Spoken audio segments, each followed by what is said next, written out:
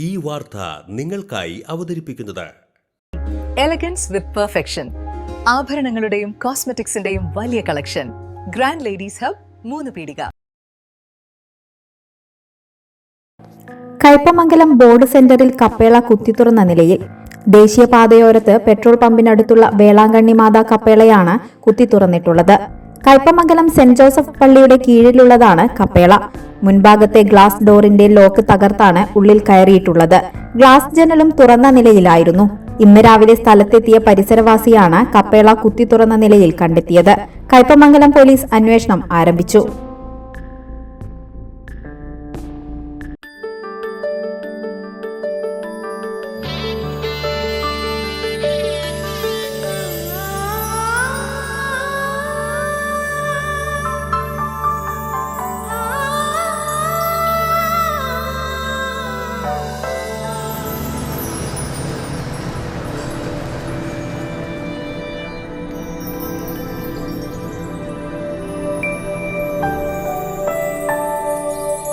നിങ്ങളുടെ അധ്വാനത്തിന് സത്യമുണ്ട്.